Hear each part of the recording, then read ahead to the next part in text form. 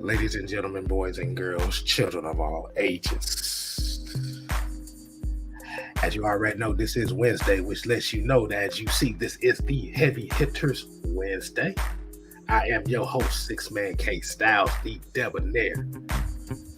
I got the feng shui beats on today, so I am Zen Styles.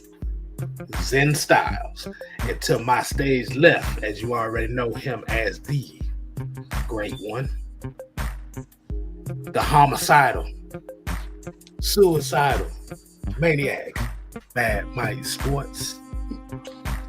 Down here at the bottom, you already know, get your collection plates out. We have the Minister, Jew, Talk, Sports, and get your pen and paper out. We have the Professor, the teacher. Well, I can't call him teacher because that's Teacher Red's name. You can't call him teacher. You stay Professor Noah. Welcome to the world of the heavy hitters. And we got 3 special words for everybody. What are those 3 special words?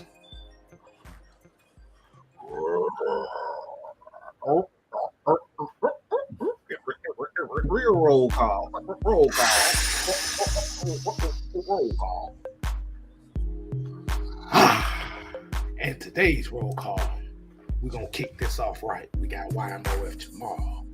We got Joseph Thornton, Robert Ponder, Marlon Johnson, Bubba Gum, Big Ant in the building, J-Dog, Jamal Grant, Boomer Falcon, Jerry Bowie, Trey Hill, ATL Leo, Pat Norris, D. Coleman, Lyrics Mom, Red Swan, Michael, happy birthday.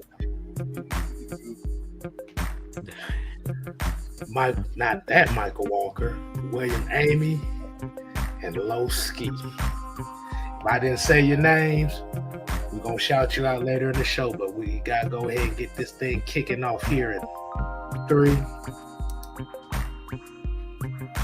2, 1.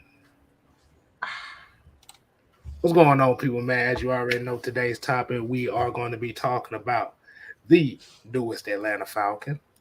As you already heard, in today's news, the Falcons had just recently signed nose tackle Eddie Goldman.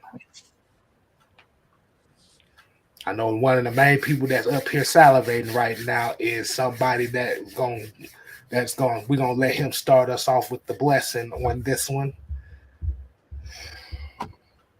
The floor is yours, Minister. Yeah, y'all know I love this. Y'all already know. Y'all know when it comes to the trenches, the defensive line, that's my favorite topic.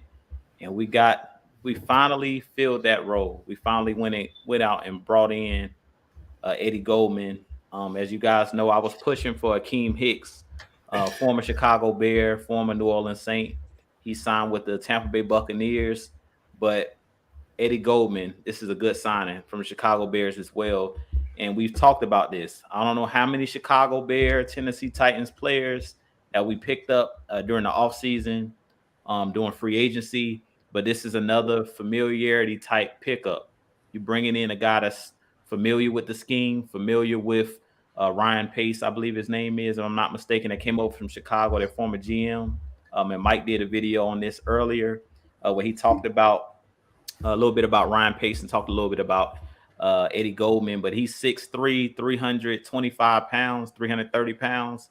So this is a guy you can place right next to Grady Jarrett, and you can have a rotation of guys. So I'm loving this pickup because now you have a guy that can come in and compete with Anthony Rush, can come in and compete with Timmy Horn, and hopefully we keep all of this beef on the roster. Pause. But hopefully we can keep all of this. Hey, you guys know. We have all the meats. There you go. There you go, man. We got a Harvey's commercial. Those guys with the what they say, the hot dogs on the back of their head, on the back of their neck, the hot dogs. We need these guys, man. These guys are gonna be the ones. I'm gonna start calling them Grady Jarrett's bodyguards. That's what they're gonna new nickname gonna be, because Grady finally got him some help up front. He finally got somebody that can play that zero, that one tech, and these are guys that are pure one techs, and they can. Well, Eddie Goldman is a guy that's actually pretty good at rushing the passer as well for his size. Anthony Rush is more of like the zero or the one, but you got guys now that can actually help Grady out. And we're not going to have to hear what we heard last year when Grady said, you ain't got to guard nobody else or block nobody else. Because now they got plenty of beef up front that they got to worry about. They got plenty of big guys up front that they're going to have to worry about blocking. And we finally got somebody that can help Grady out up front, because I'm tired of seeing Grady playing that role of trying to keep the linebackers clean.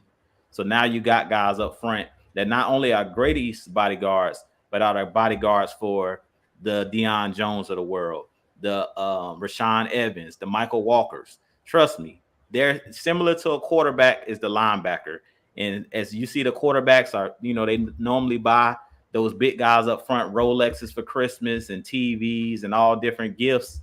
That's going to be Deion Jones this season. That's going to be Rashaan Evans and those linebackers, buying dinners and things of that nature for them big guys up front, for keeping them clean and allowing them to just scrape and get into the backfield and get tackles for loss and things of that nature, and make everybody's job easier. I mean, we talked about this when we didn't go out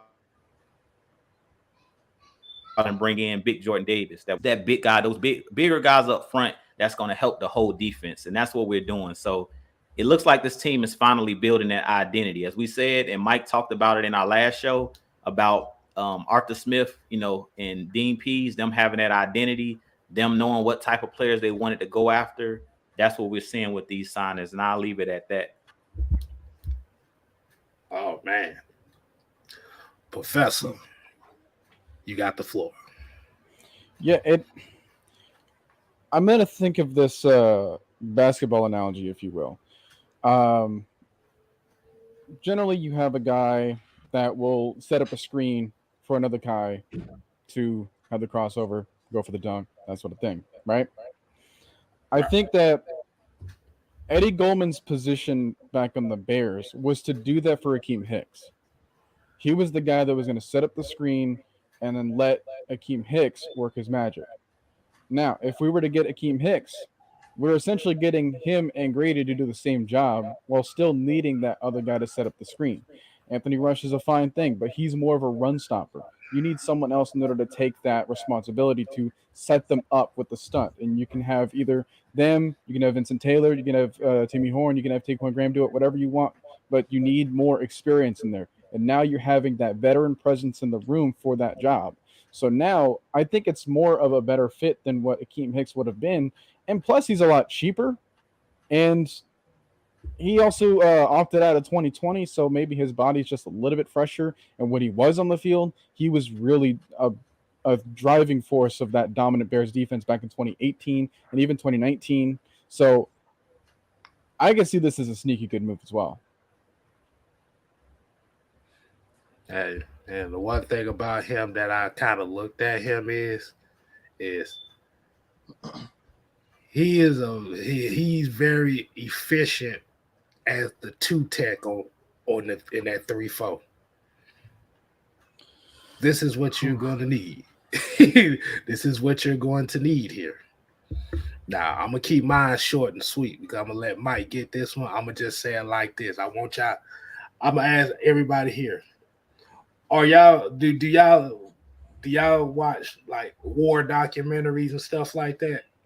About like the old wars back when they were doing sieges and shit.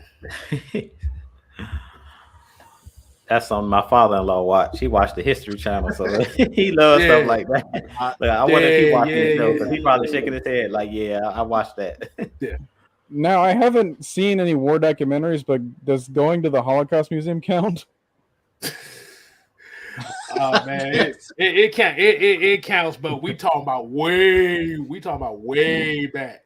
We talking about sieges with ladders and motherfucker going up ladders and sieging and stuff. But what I'm trying to say, medieval times or whatever. Yeah.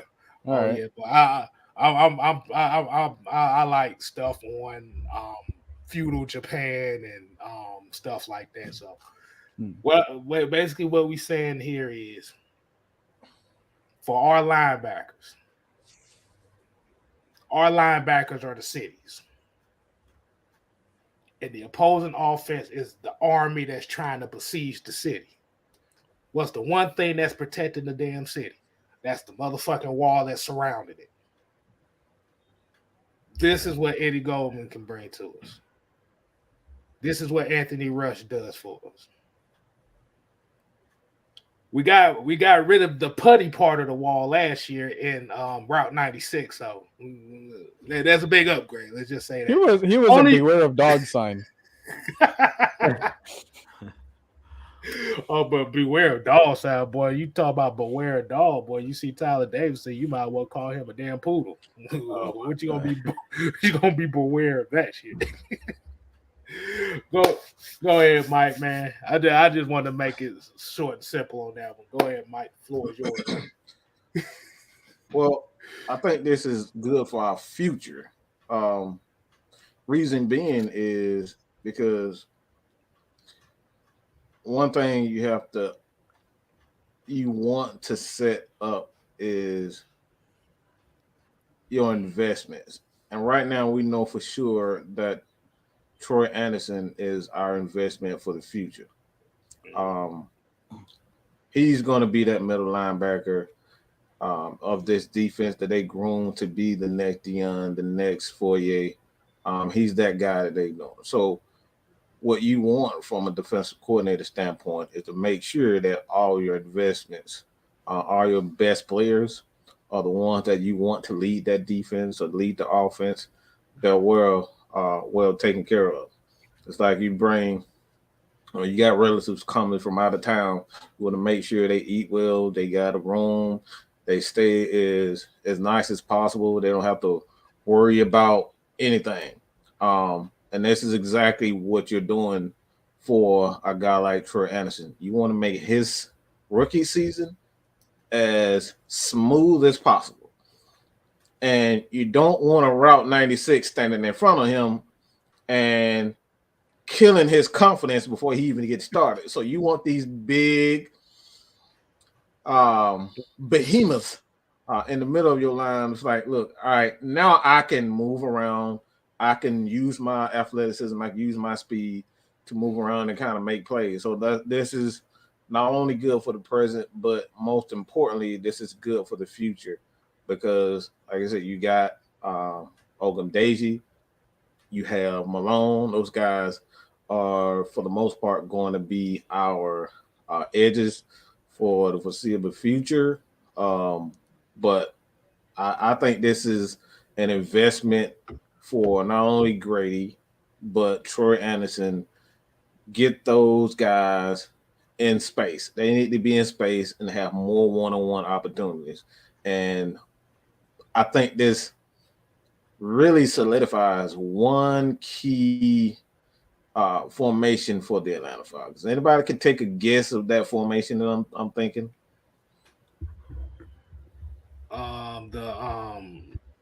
If you see Tyler Davidson run to his ass formation, that's what we talking about. That not that one. This formation is going to be. He really, with this move, he has two guys. Well, you can play goal line situation. Now you have Marlon Davidson, Grady Jarrett, Eddie Goldman, and Anthony Rush to stop the run. I'm going to take that 9 times out of 10. That's a great 4-man line in short yardage situations. So these are the things that we talk about when we say the small extra details of football. Nobody cares about the goal line situation until you need that goal line stop, or until you need that 4th and 2 stop, that 4th and inch stop. These are the things that you can do with the Eddie Goldman. And like you can throw Vincent Taylor. I saw somebody, forgive me who wrote it, but somebody put Vincent Taylor in there also. That's another guy. So you have a solid rotation of defensive tackles, and hallelujah, Jesus, we got a rotation with defensive Boy, we got a rotation with defensive tackle now. Boy, y'all don't know how excited I am. We have a rotation with defensive tackles now. It's not the Grady Jarrett show. We haven't seen this since 2017. Bro, like serious. I don't think people realize how good that is. We finally have a rotation at the defensive tackle position. Mm-mm. Hey, and what they do in the commercials?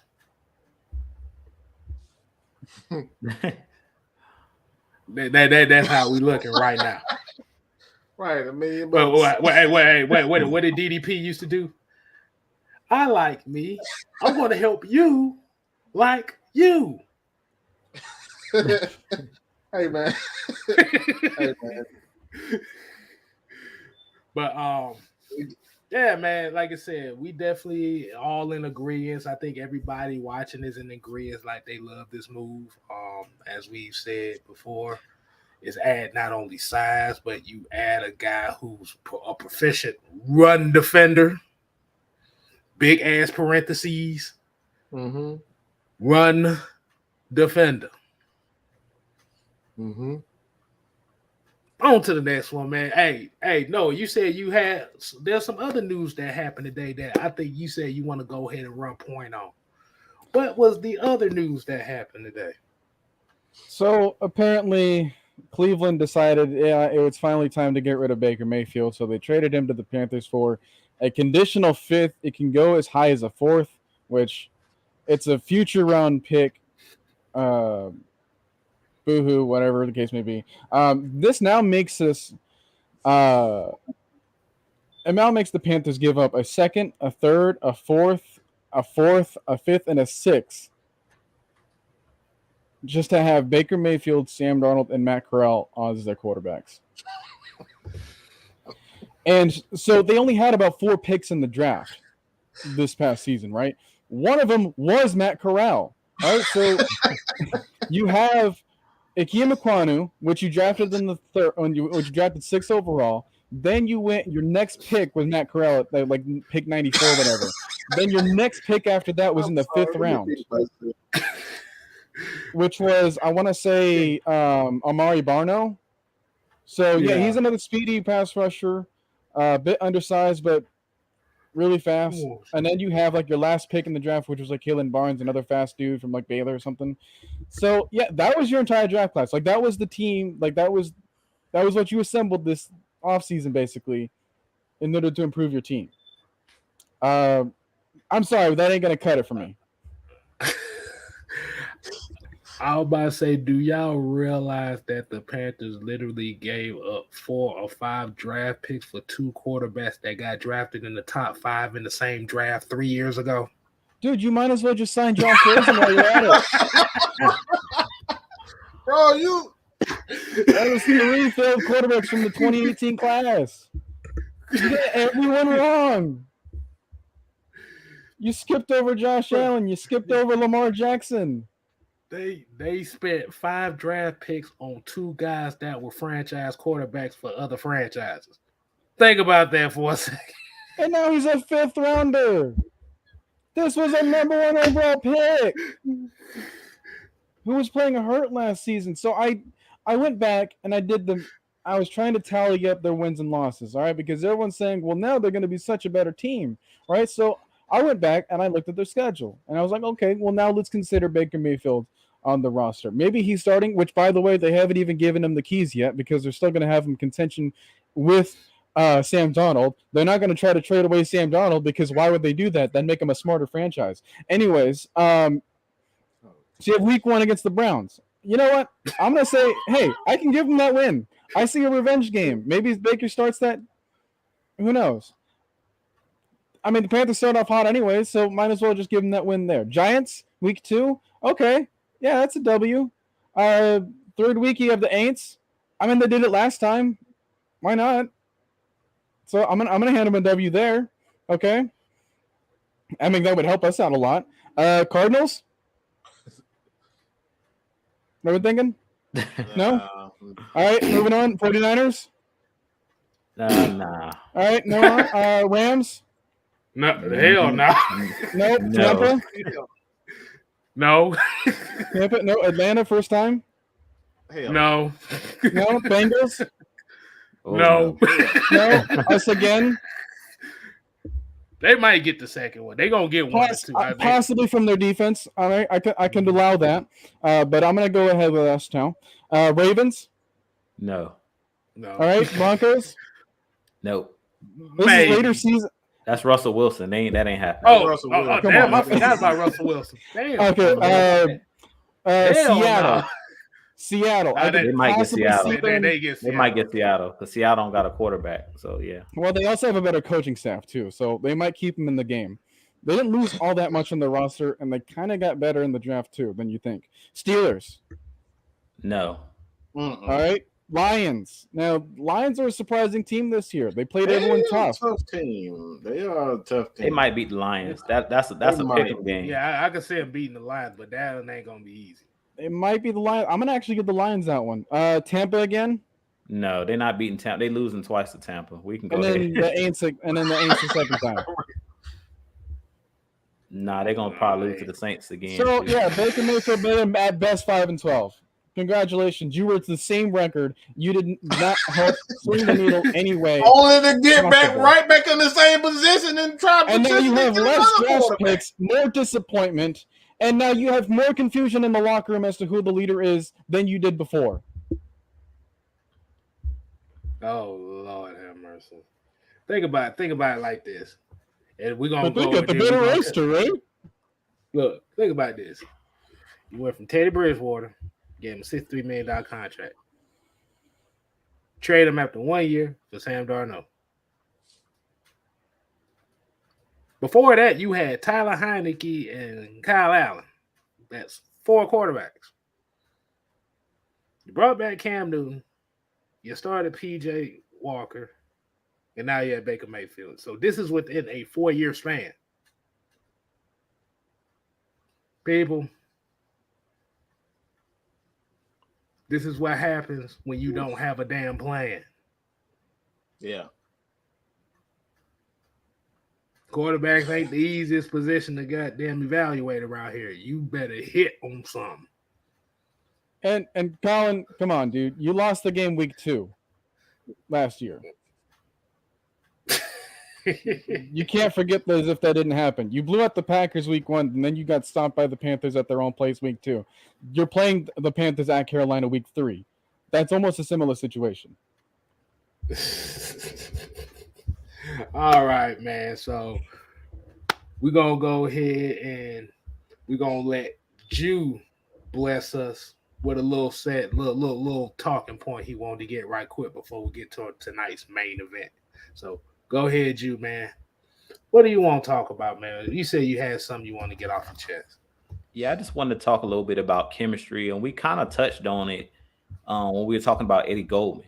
Like, he's one of those the glue guys. You bring in an Eddie Goldman, the pieces you brought back, Anthony Rush. These guys are pieces that you bring in to basically help Grady Jarrett, your star players, be stars. You need those role players. And I talk about Mohamed Sanu, to me, was one of those integral pieces to that 2016 team. I'm not going to lie to you guys. When we got Mohamed Sanu, I was one of those that wasn't fond of us bringing him in because it was at the price of losing Roddy White at the time, who was one of my favorite Atlanta Falcons. And as you know, he kind of got pushed out the back door due to him and Kyle Shanahan butting heads and things of that nature. But it turned out to be a good pickup with Mohamed Sanu because he was a great compliment to Julio Jones. He was a great compliment to the offense because of his blocking style, his physicality. A guy that's versatile, as K-Styles always talks about, versatility. He was a guy you could play in the slot. He was a guy you could use in a wildcat, a guy who could throw the football. So you could use him in a multitude of ways. And I think that was he was a key intricate piece to that offense because he knew he wasn't Julio Jones. He knew that he was the number 2 guy and he didn't overstep his boundaries. You know what I'm saying? So I just think that you guys touched on it a little bit last night about talking about chemistry.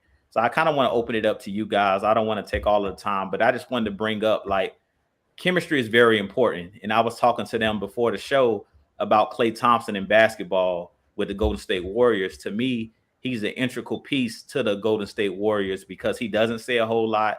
He's a guy that keeps his head down, works hard. Is arguably the best shooter in the league other than Steph Curry, but he doesn't step on, Steph Curry's toes. He knows he's the guy that has to defend the best player when he was in his prime.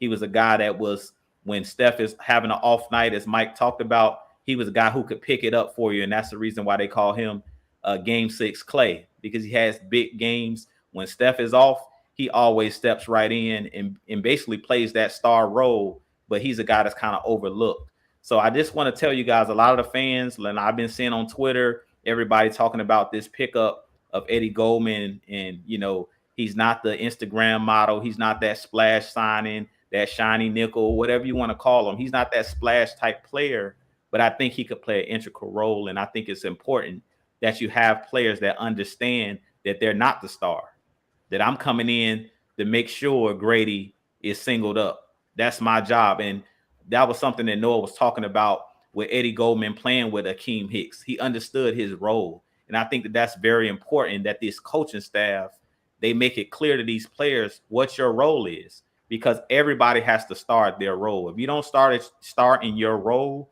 and you start stepping on each other's toes and everybody wants to be the star player, somebody has to be the leader. And then it's only one chief.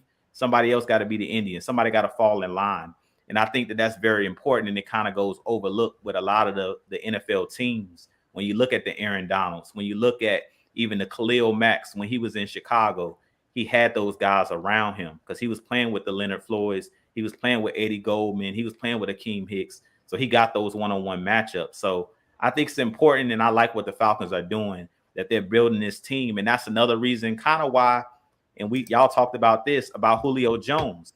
Bringing Julio Jones into this locker room is going to step on the toes and kind of prevent some of these young players from being able to blossom. So I think it was a blessing in disguise for Julio Jones to kind of be going away from the Falcons, because Kyle Pitts was able to grow. He was able to step into, who he is as a player. And sometimes when you have that guy like Julio Jones, I grew up watching him.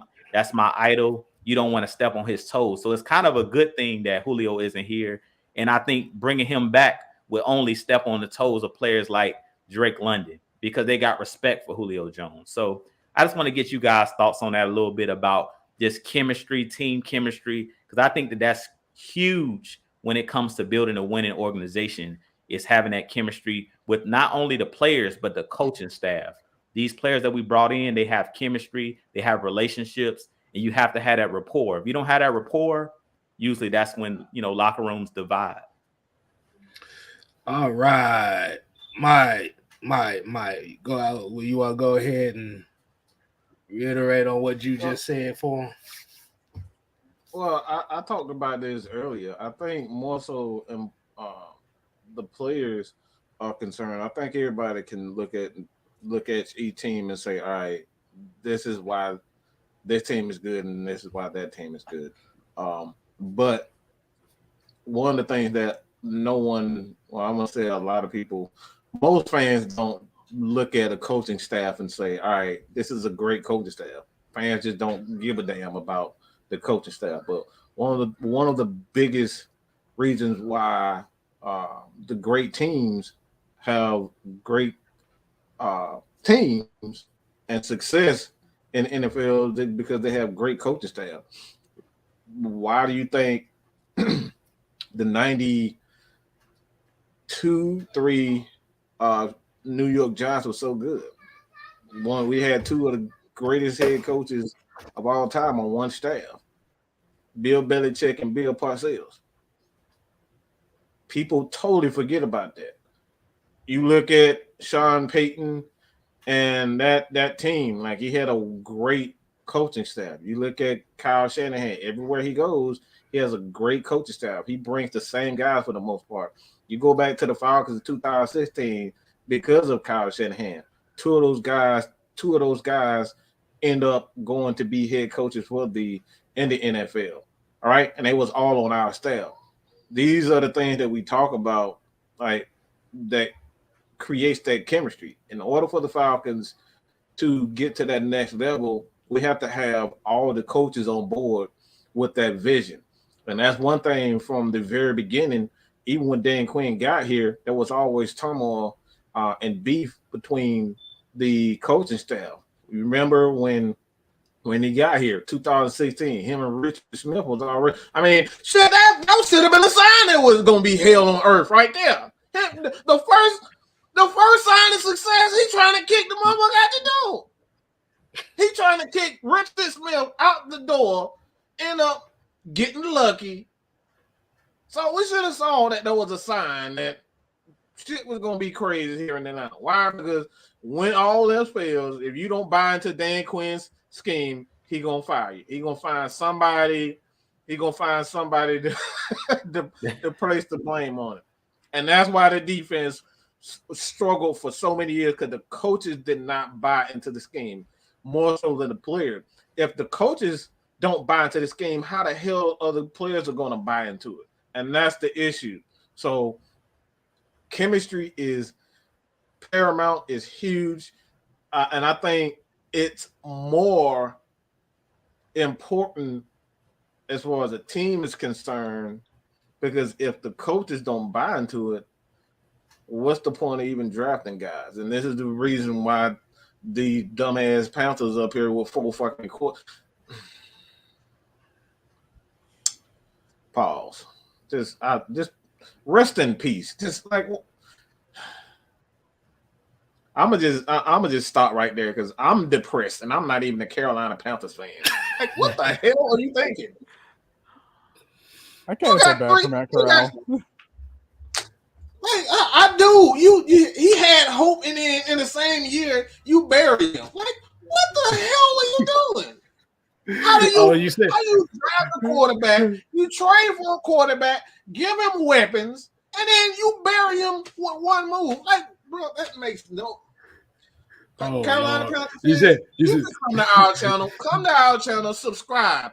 We will love you. We will nurture you, because you guys need that right now. You need all the hugs. You need all the smiles that you can possibly get. We'll give it to you, okay? I promise you that.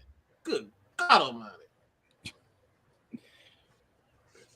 So they just saying, they just come out the blue talking about, do you really want to hurt me? Do you really want to make me cry? Do you really want to hurt me? They got people like this.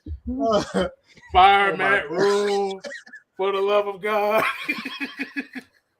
And one on Baker, you got one star in Baker Mayfield who be biting beer can like he damn jughead in a bar or something. Like, bro, y'all got some problems in Carolina, bro.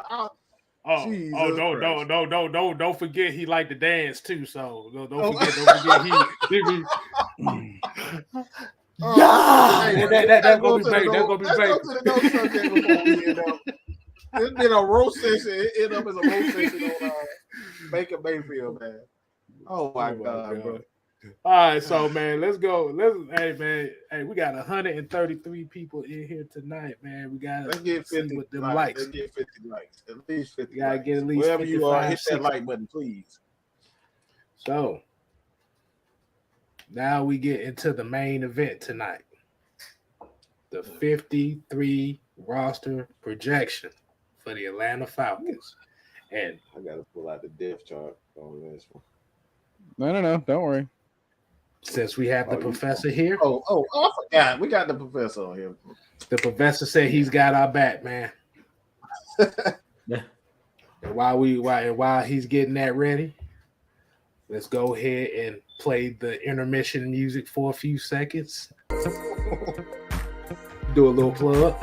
So while the professor gets that ready, make sure y'all go ahead and subscribe to Mad Mike Sports, Jew Talk Sports,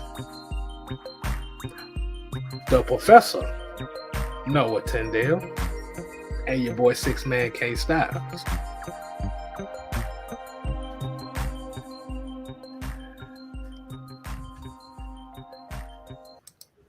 Your ass is definitely Professor. You boy, you just poured out you poured out Excel. I like, oh Lord, yeah, you are the professor. Yeah, right. This boy pulled out a Right. This boy pulled out He a already time got it. He's like, don't worry, I got this. I got this. All right, so Noah, I'm gonna let you. We're gonna let you since you blessed us with the professional Excel. I'm gonna let you run point on this one.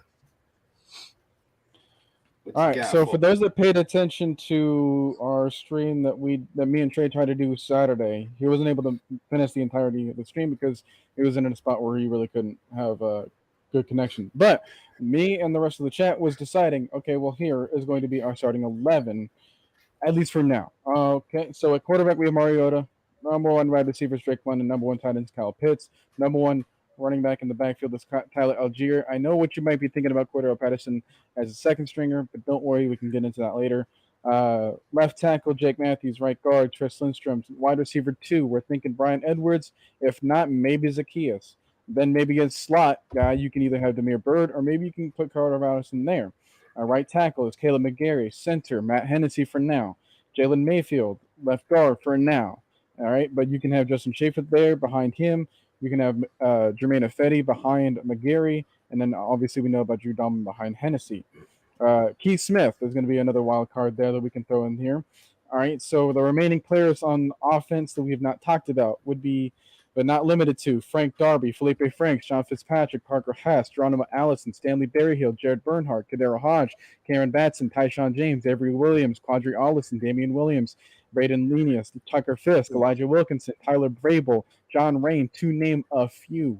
All right, on defense, by the way, the second stringer, quarterback Desmond Ritter, wide receiver Sue Auden Tate, tight end 2 at the moment, Anthony Ferkser. So there's that. Defense, our starting 11 we decided on was a similar of a 4-2-5 front, which features Grady Jarrett on the line, which features Anthony Rush on the line, and then which would likely either feature Lorenzo Carter and Arnold Ebiketie on the line as well. The 2 linebackers that we have starting at the moment was Rashawn Evans and Michael Walker. Then we have 5 secondary pieces, which feature A.J. Terrell, Casey Hayward at CB2, Isaiah Oliver in the slot. Richie Grant would be the starting free safety. Jalen Hawkins likely the starting strong safety. But getting into this other side, we have behind Grady Jarrett, people decided Timmy Horn could be that. I was kind of thinking Marlon Davidson, but we can save that for later. If A.J. Terrell goes down, you need another guy at cornerback 1. We were thinking D. Alford. Same goes for Tease Tabor. Darren Hall could be another slot guy. Eric Harris will back up Richie Grant at the moment of what we're thinking. Nick Kwiatkowski, and then Troy Anderson. We're not sure if Debo will be healthy enough in order to start right away, so we're kind of thinking just the week 1 roster. D'Angelo Malone is a rotational guy. Vincent Taylor, Ogundeji over here. Marlowe to back up Jalen Hawkins, Deion Jones, and then of course I put Eddie Goldman there. I wasn't thinking about putting everyone at the moment because I just kind of ran out of time. Special teams, we have Younghoe Koo, we have Bo Brinkley as a long snapper, we have Bradley Pinion and Seth Vernon to battle it out. We already cut Dom Maggio as a punter, but yeah, we have a lot more names than 53 here, so we're kind of thinking, hey, maybe we can slim this all down. And like I said, we have a lot more practice squad players. Some of them we already cut, like Brad Hawkins, the safety out of Michigan. And yeah, it's gonna be fun. Yeah, it's gonna be. I think this is gonna be a nice battle. In particular, the offensive line. I don't think the offensive line is as set as people may think it is. Obviously, he wants to run. Like he wants to have more roster spots open for the offensive line, reserved for the offensive line on active. So this is one of the main reasons why he's not going to carry a lot of wide receivers. This is huge in my opinion because it becomes a matter of who's that guy. And with the offense that we run, obviously we're going to have offensive linemen, but we're going to carry quite a few tight ends. And our wide receivers being as big as they are, with a Auden Tate as well as a Drake London, those guys can kind of be tight ends, fill in certain spots to be the tight end that is tight end. So the question I have for you guys is who, because this is a position, who's the X guy? Who are the X guys? Because obviously Cordero Patterson is going to be that guy that we can use in all different sorts of positions. Who are the X guys that you guys are thinking?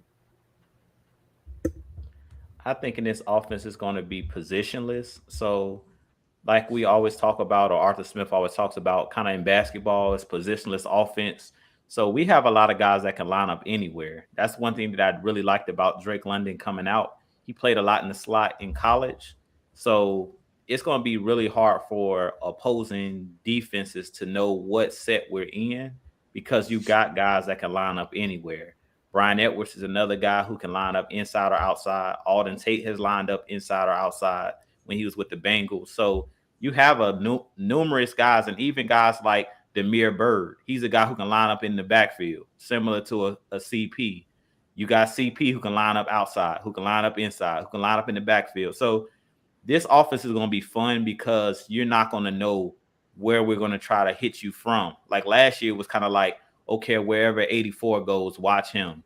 Now it's so many moving parts to this offense that it's going to be hard to put your finger on who is the playmaker on this particular play. You know what I'm saying? Because there's so many guys that can do so many different things. We seen that last year with Kyle Pitts. He was lining up everywhere. He was on the outside. He was on the inside. He was on the edge of the offensive line as a pure tight end. So you're not going to really know with any of these guys. Similar to Ferkser. Anthony Ferkser is another guy who's similar to Kyle Pitts. He can line up as a wide receiver or line up in the slot. So this is going to be a really fun offense. And I really am not focusing on where guys are like, who's the X, who's the number one wide receiver, because I really don't think in this offense, there's going to be guys just lining up in one spot. So that's what's going to be really fun to watch this team is we're going to have different packages. I can see them pulling out 3 guys running off the field, 3 more guys running on the field in certain packages. So it's going to be really hard to scheme for this offense, especially because now you have the mobile quarterbacks. You got to add that into it as well. So it's going to be really, really fun to see this offense this year. And I'm really interested to see how creative Arthur Smith is going to get with it, because you guys know Arthur Smith from last season, it looked like his offense was really vanilla. But I think that was mainly because he didn't really have the pieces to do what he wanted to do. He had guys that were specialists, as I talked about last year, where Zacchaeus, he was pretty much just going to line up in one spot and do one thing, go deep. You know what I'm saying? But this year, it's like you got guys that can do anything and can line up anywhere. So it's going to make it really, really tough for teams to figure out what we're doing or the game plan for us. First of all, I'm getting PTSD just looking at the fact that this is Excel for one thing.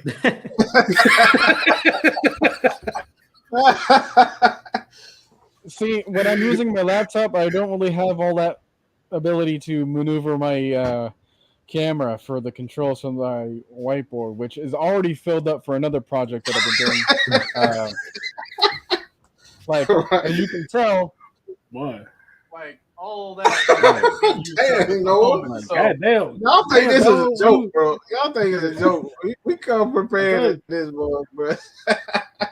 I told you, hey, bro. Hey, look, see that's why no one got the NFL head coach series. Did you see that? Did you see that whiteboard?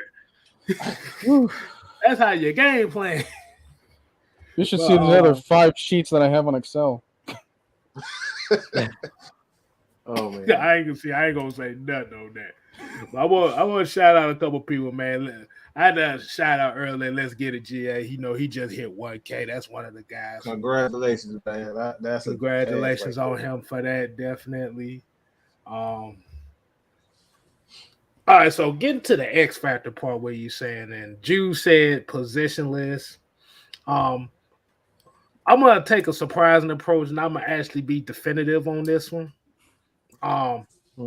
Which is surprising, but on the offensive side, if we're looking at X factors, I'm going to take a chance, and I'm gonna say Felipe Franks is gonna be a major X factor for this offense. Hmm.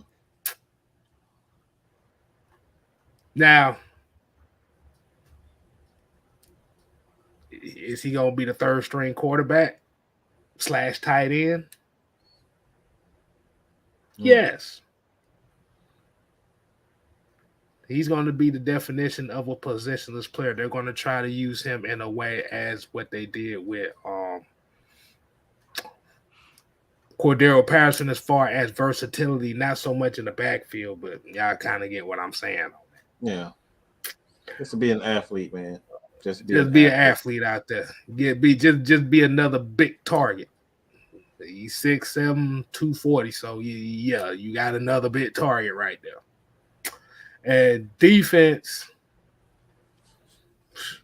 this ain't a surprise. When we talk about X factor on defense, this ain't gonna be a damn surprise. Isaiah Oliver. Yeah, that's it. Because if you paid attention to the Falcons last year, is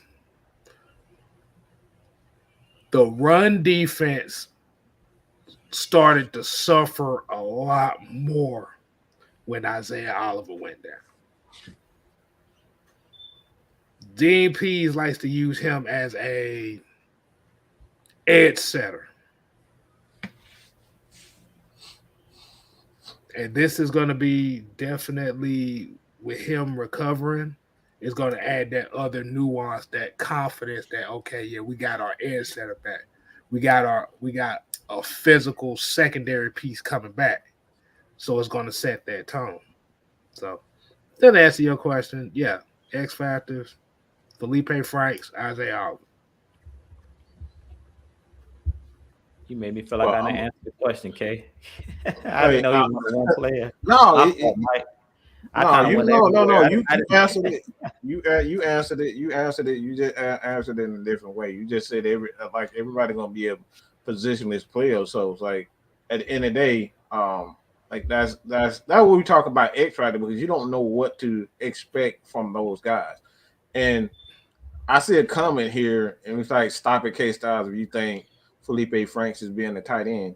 We literally have a guy that ain't worth a damn at quarterback. He out here playing every position, but somehow Felipe Franks can't do it.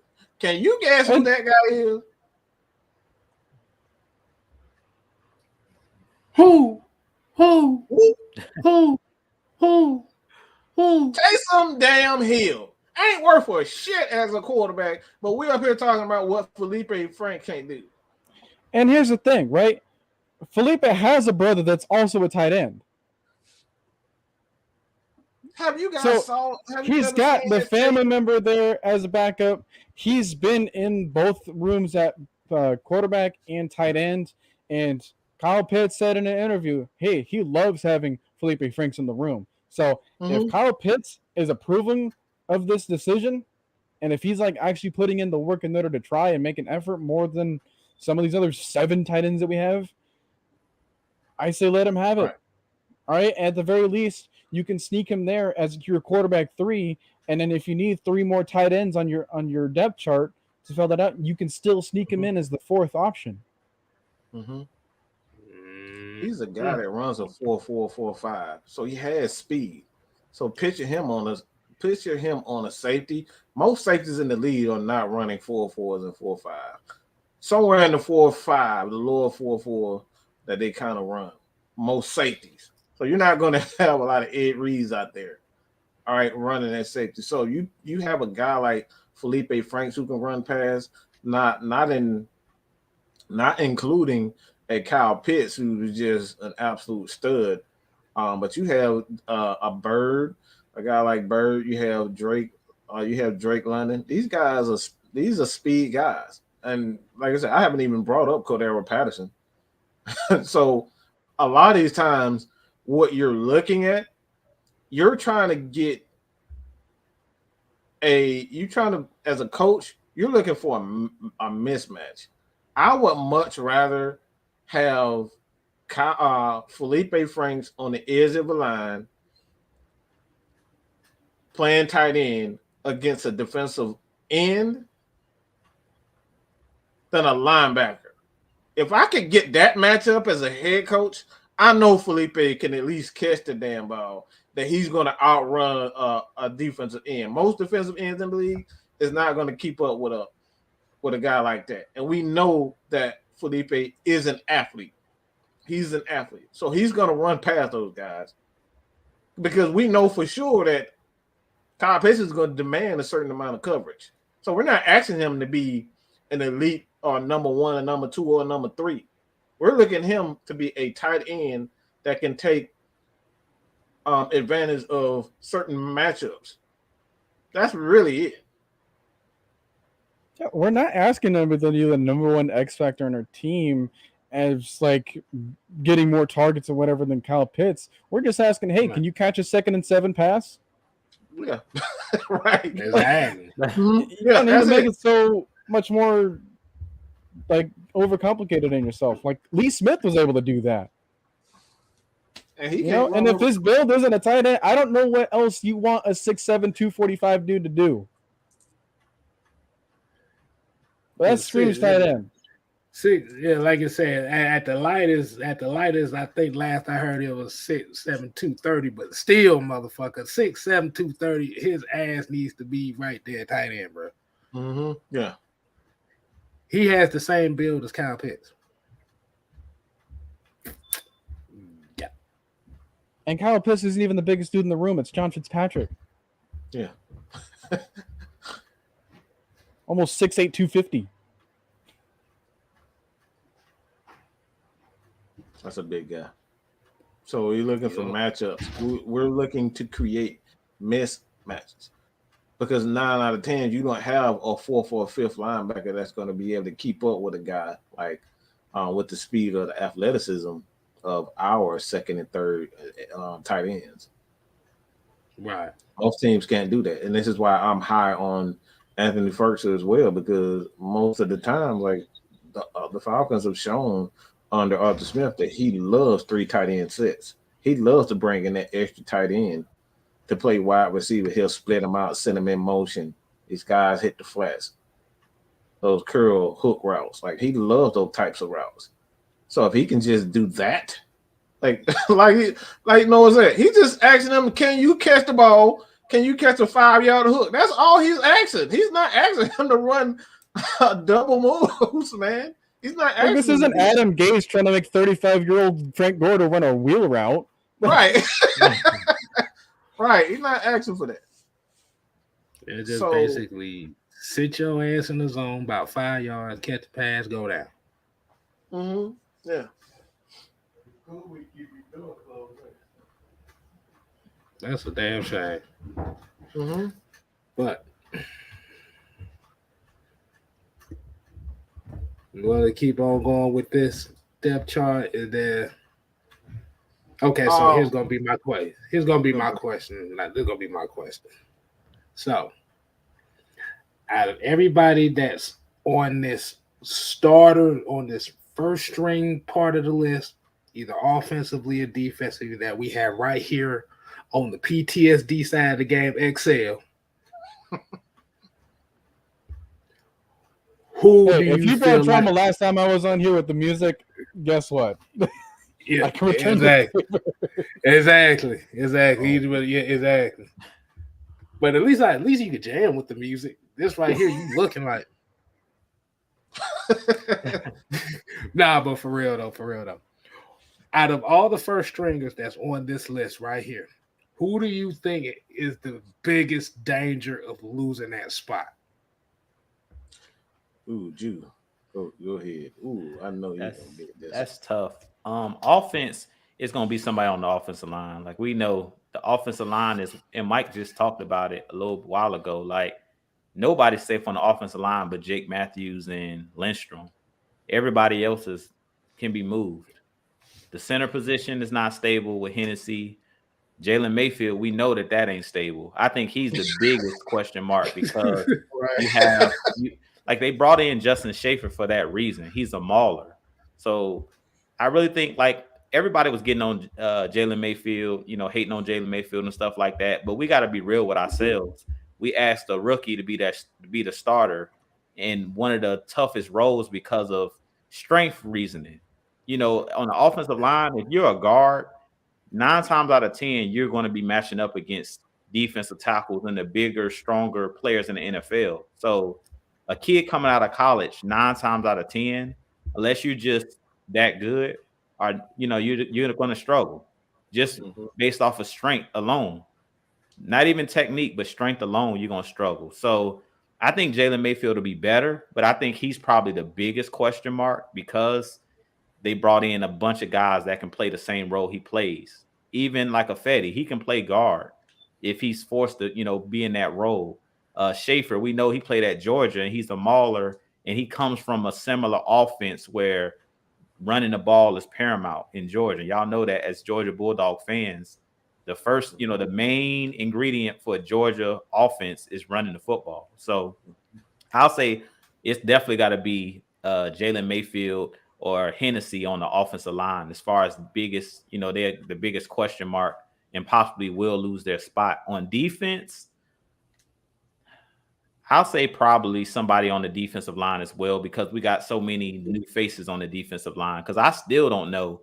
And you guys know we do our research. We look into these players. I don't know who's going to be the starting outside linebackers or even other than Grady, nobody is really set in stone.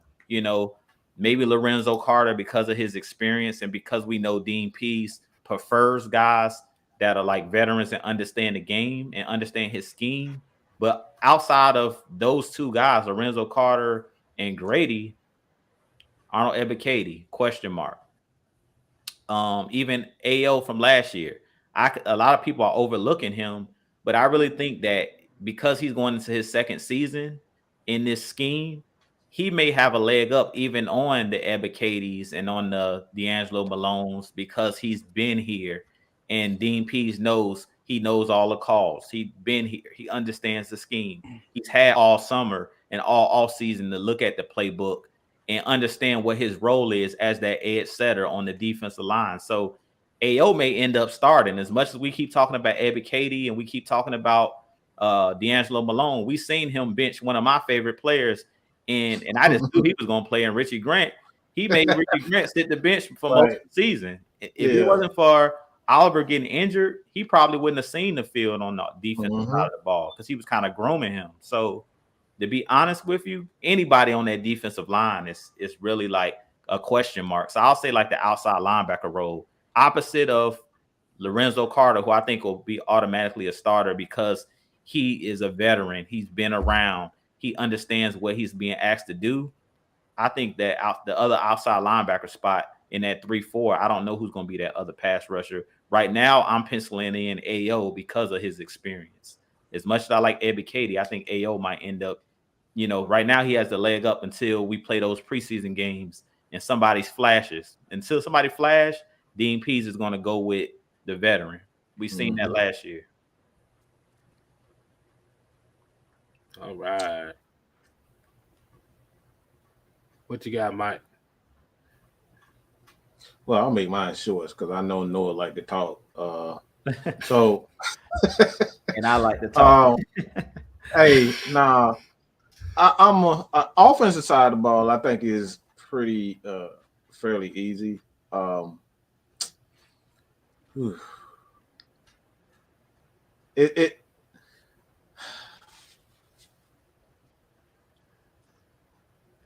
It's one position for me that it's interesting, and it's the running back position. I think I don't think it is as etched in stone, and a lot of people think. I think a lot of people are just penciling in Damian Williams as well as Cordero Patterson. I don't think that's what he's thinking at all. If you look at last year and you study Arthur Smith and how he called plays, he used guys in situations.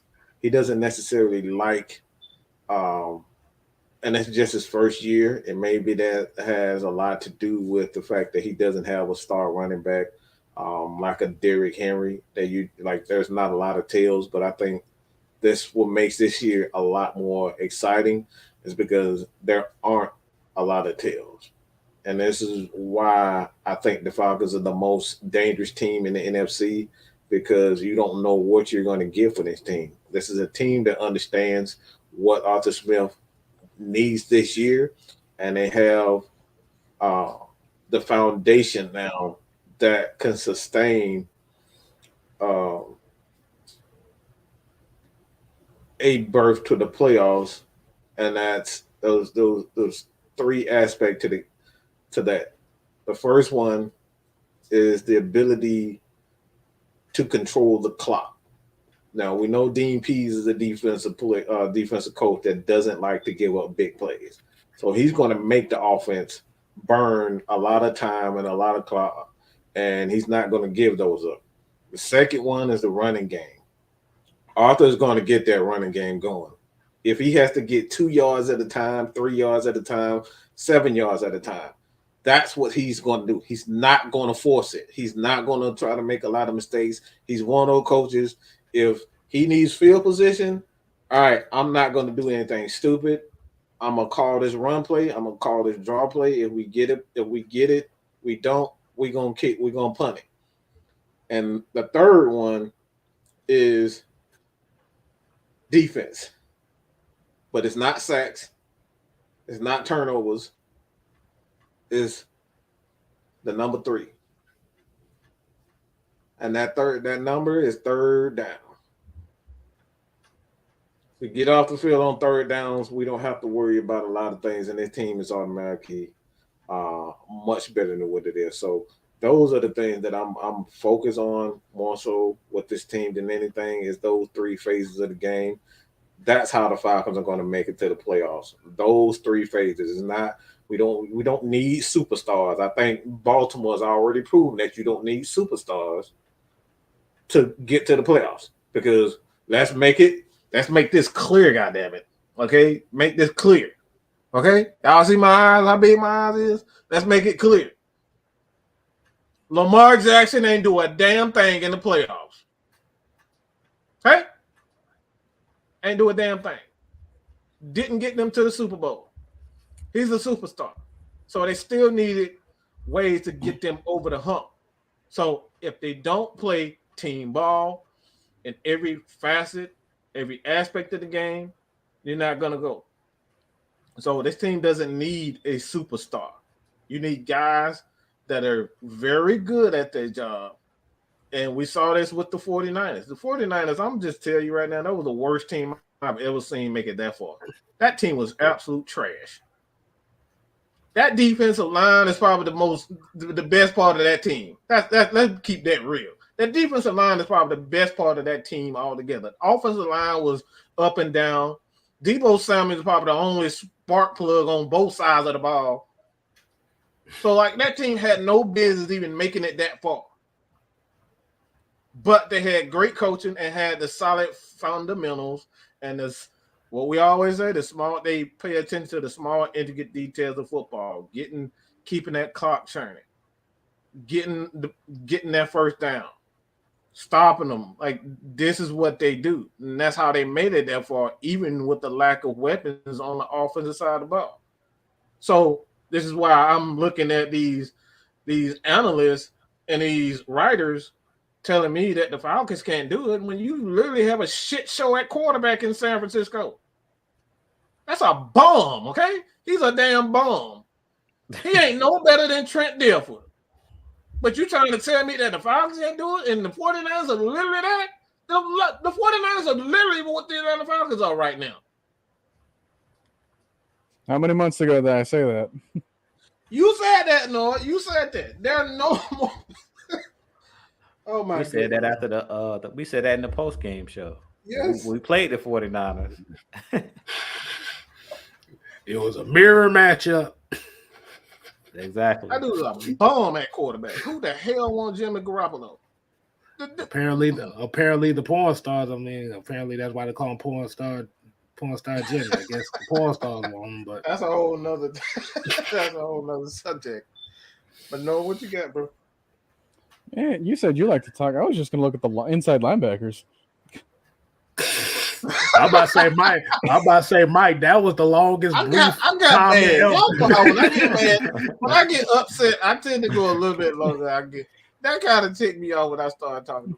Yes, All right, so we're gonna get to that. We're gonna get to that one. Yeah, I gotta talk about that one.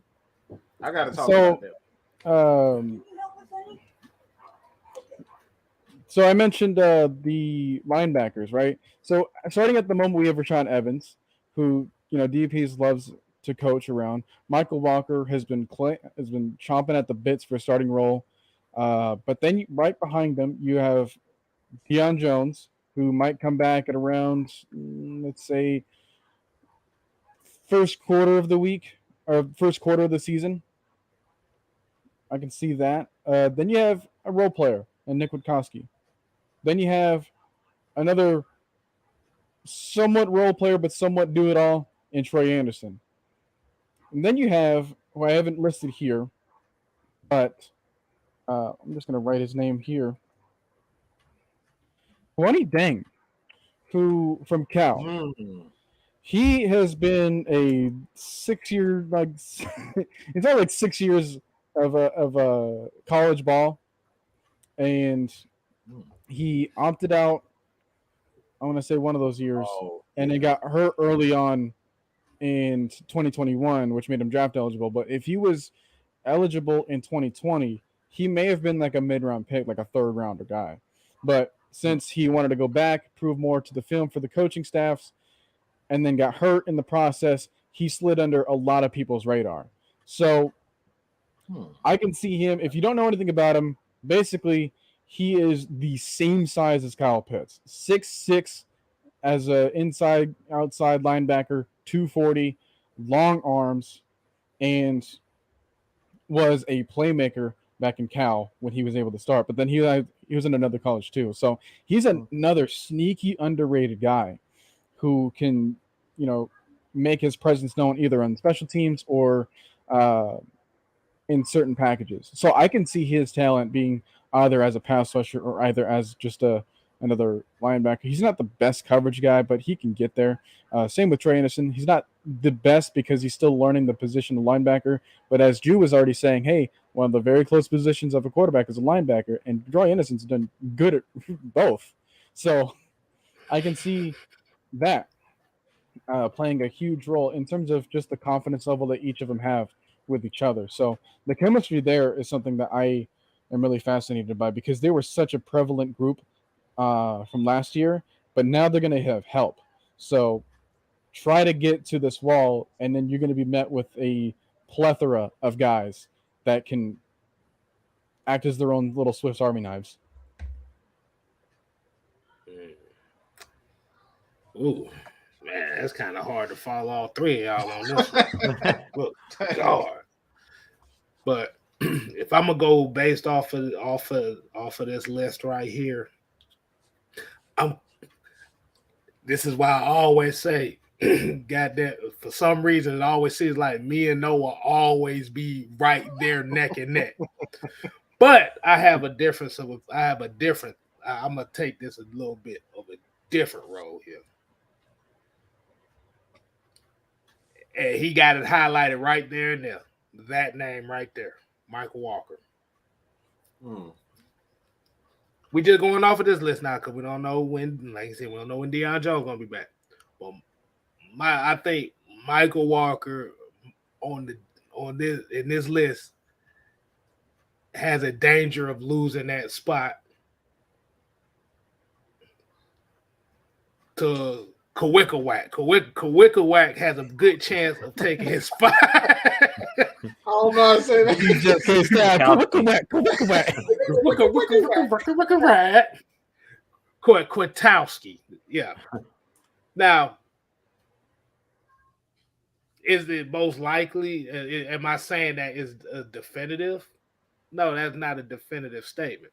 But even though Michael Walker is the most athletically gifted of the linebackers we have right now, like you said, he's not going to force Troy Anderson into this starting. He's not going to force Troy Anderson on the field. Not right away, anyway. But what have we always said about what Dean Pease wants? He wants smart players. He wants players that are familiar with his shit. That is exactly how you spell Koikowak, by the way. Exactly. Oh man, I'm about to say, boy, if anybody start calling him Kawekawak, y'all already know where y'all got it from. So no, y'all better give me a shout out when folks calling him Kawekawak. But yeah, it's kind of his position to lose because, like you said, Kwiatkowski. Make sure I said why. Kwiatkowski. Ain't that about a bitch? How did I get Antetokounmpo Ogundeji right, but Nick Kwiatkowski I can't get right? Too many K's in there. That's what it is. It's like it's not. Them ancestors won't let you do. Too many K's in there. But yeah, like I said, Michael Walker, and like I said, he's the athlete. He, like I said, he has the best chance of starting. But with Kwiatkowski having the experience, having the experience,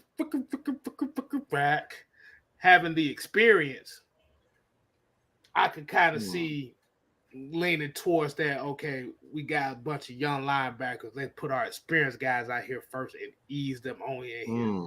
Especially if Michael Walker doesn't pick it up like they want him to. So I'm just gonna end it with that one right there. That's the one that I'm kind of looking at on this list right here. See, there goes Matt. Talking about Kawako. I'm telling you, somebody gonna tweet him and call him Kawakawak. This is gonna be hilarious. It's gonna be hilarious. They're like, who the hell is Kawakawak? This is dude named Case. He calls you Kawakawak all the time. Oh my goodness.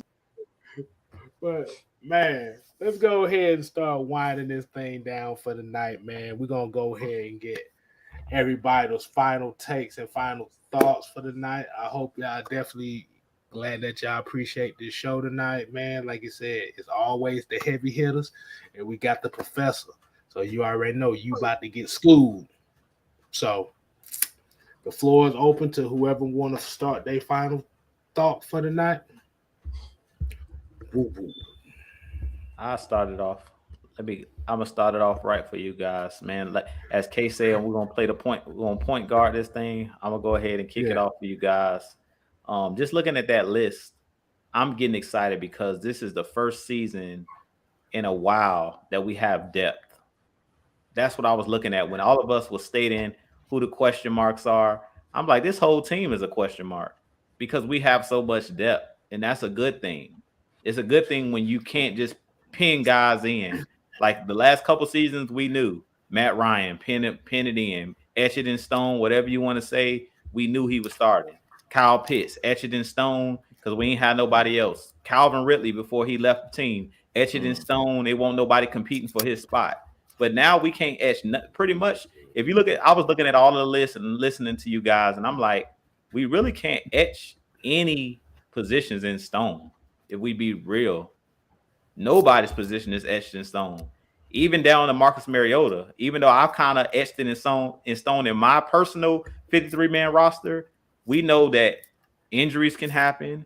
We know that he could play bad, like play horrible in preseason, and somehow, someway, Desmond Ridder plays great, and they're like, may the best man win type situation. Do I see that happening? No, but I love the depth on this team because we know at some point during this season, somebody's going to get nicked up. We've seen it the last couple years. Last season with CP, when he hurt his ankle, it was just like we've seen the whole offense dip.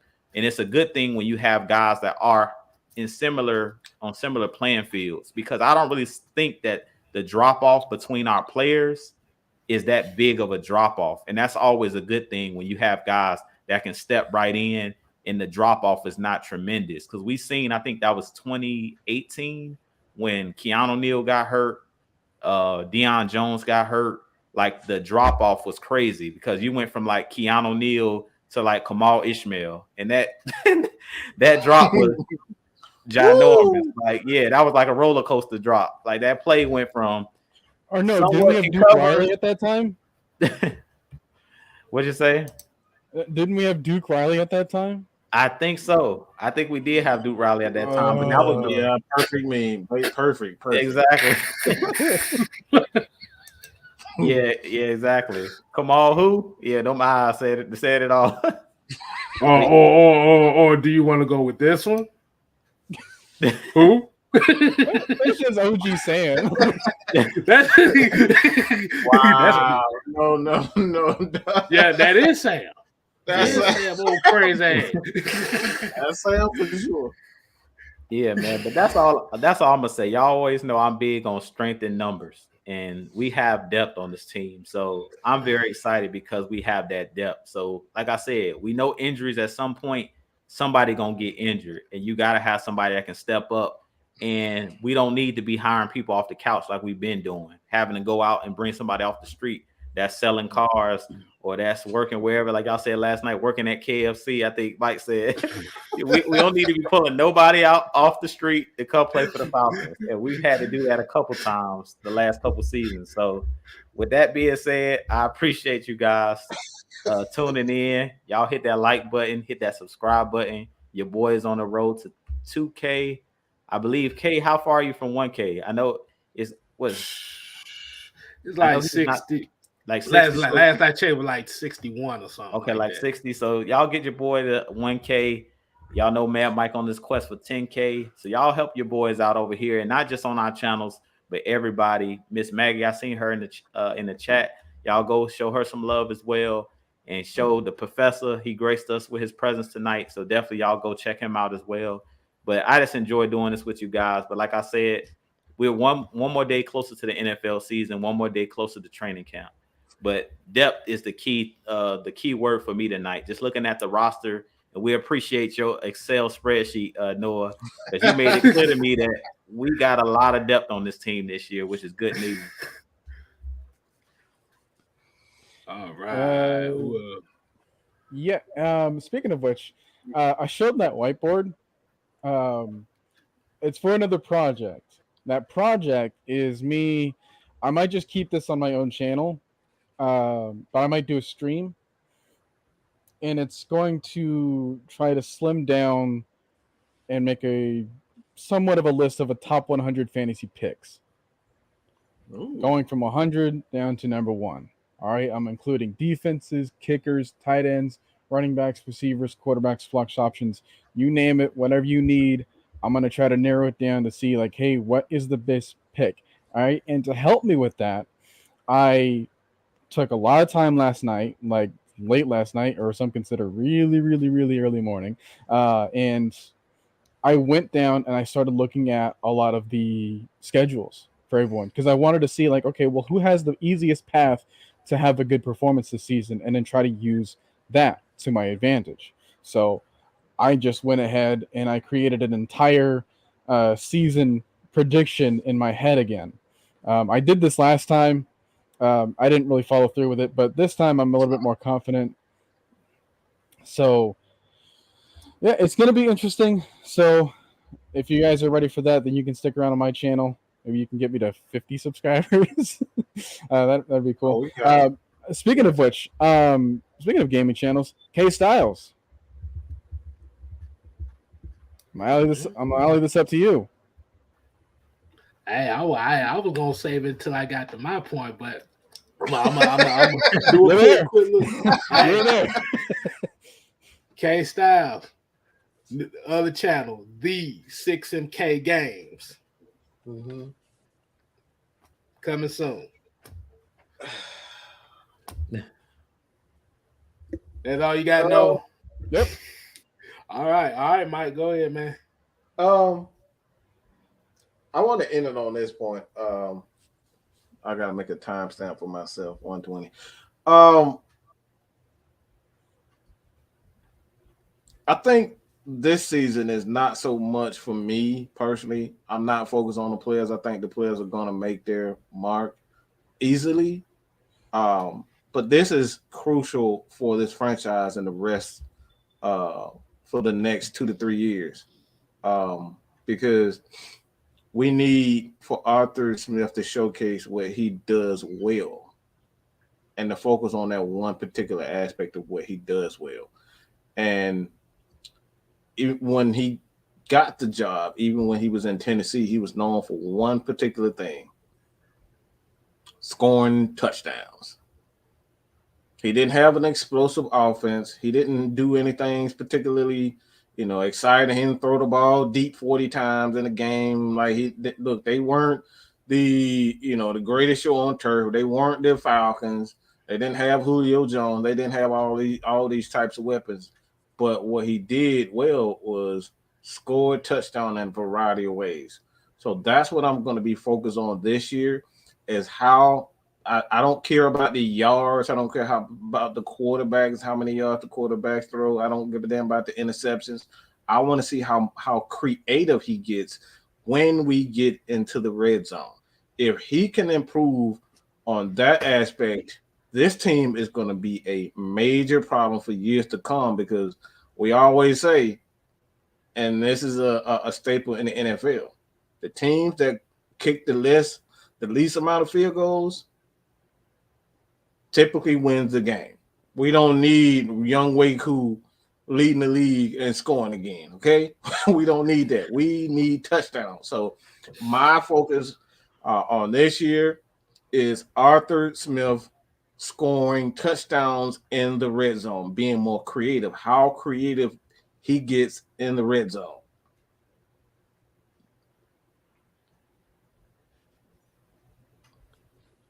Damn, I did that in less than 2 minutes. Damn, I'm proud of my damn self. You proud of me too. Good job. Good job. Damn. You have graduated. Hey, I'm trying. All right. So as we already know, I'm gonna come in and we're gonna close it the right way. And we definitely appreciate everybody tuning in to the Heavy Hitters. As you already see, this is our world, minds.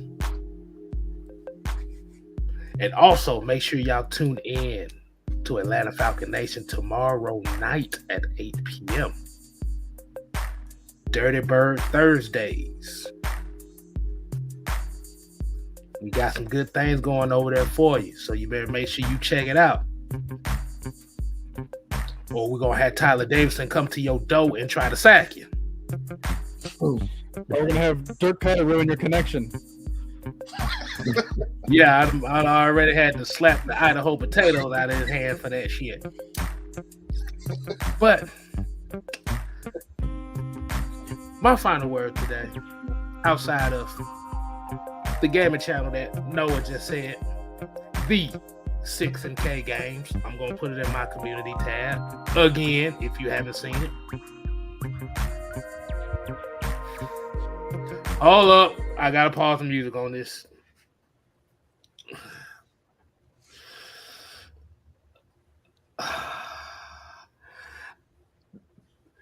Baker Mayfield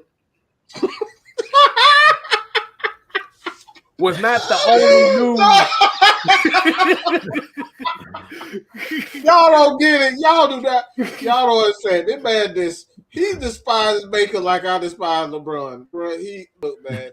Go ahead. I'm sorry. No. I'm sorry. I thought you was gonna let that slide. That's why I burst out laughing. No, I'm about to say it's gonna lead into what I'm saying.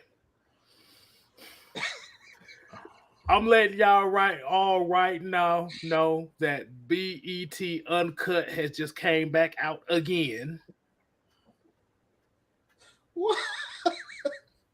What the hell? I'm gonna say this one name and this one name only. I wonder if anybody saw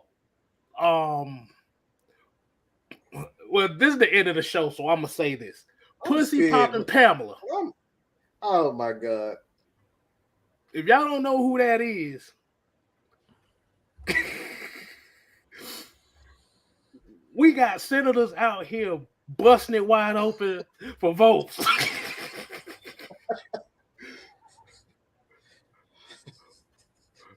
When I tell y'all this was some of the most ass backwards, sit your goofy ass down shit I done seen this week. How you gonna? And I already had to talk about Molly Quorum and her always got to interject herself into a goddamn conversation. Shit, we got a motherfucking senator from Rhode Island, pussy popping on a handstand. It was a ludicrous video at a beach. Devontae said she looked like a thwomp. Where the hell are we going with this? Bruh, it was the most embarrassing looking thing I've ever seen before. Because for one thing, I don't know what the hell she was trying. Oh, I'm gonna show y'all after this show. After this show is, we're gonna show. I ain't trying to get this thing dismonetized. She may have gotten less votes from doing this. Oh my God, man! Oh my God! I felt sorry for the sand she was doing the handstand on because Oh my God! It just looked bad for It just looked all the way bad. It's like, man, attention is a hell of a drug, bro. It's like anybody would do anything, and y'all made me this made me cut my music off. Oh my goodness. We went from 2020 where you got strippers advertising getting your booty to the pole. Now we got senators busting it open for votes. That don't even sound right. All I picture is a white old lady try to. Never mind. I'm gonna stop. I'm gonna stop while I'm here. This wasn't a white lady. I'm just saying that's what I pictured when I was, let's just stop. Man, like I said, until next time, y'all, man. God damn, hold on. Oh my God. I'm finna do it right. As we continue back into the right outro, as we tell y'all, we ain't here to play. We here to stay. You ain't gotta go home. But you gotta get the hell up out of here. And if you don't like that, my friend Jimmy got a few words for you. Jimmy, tell him. And if you two don't like it, you can just pass the blunt to the nigga on your left. Deuces.